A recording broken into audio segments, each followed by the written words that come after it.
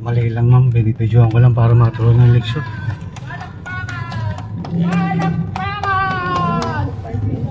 Sa isang viral na video na kumakalat ngayon sa social media, muling umingay ang usapin tungkol sa road rage at disiplina sa kalsada. Isang insidente na simple sana, pero nauwi sa yabangan, bastusan at lantad na paglabag sa batas trapiko.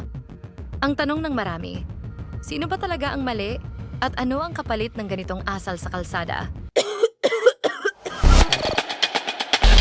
I can tell we need to talk about things.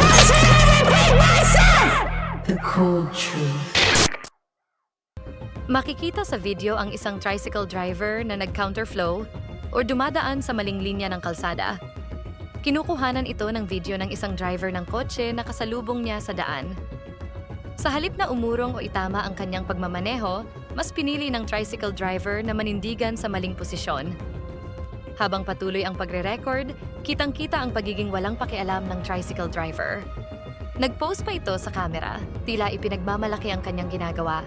Hindi lang iyon.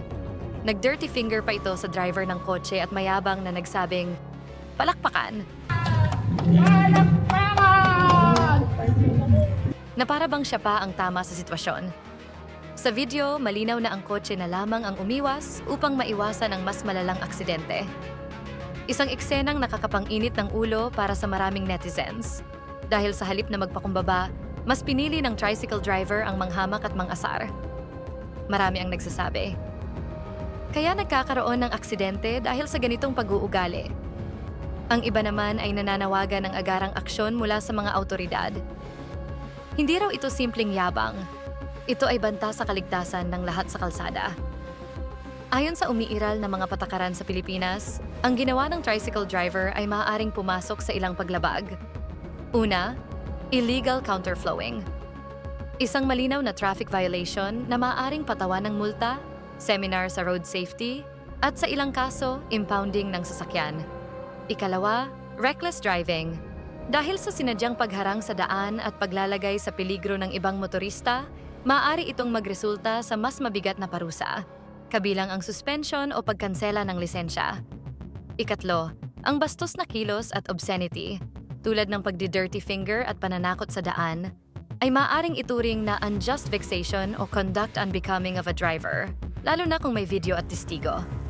Kung mapapatunayan at marereport ng maayos, hindi biro ang maaaring kahinatnan ng ganitong asal, lalo na kung may nasaktan o napahamak.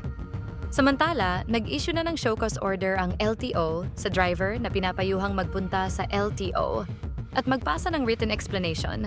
Kung sa tingin mo mahalagang pag-usapan ng ganitong mga isyu sa kalsada, i-like, i-share, at mag-subscribe sa channel na ito para mas marami pa tayong maungkat na totoong nangyayari sa ating lipunan. Sa huli, hindi sukatan ng tapang ang yabang sa kalsada. Ang tunay na disiplina ay ang pag-amin kapag mali.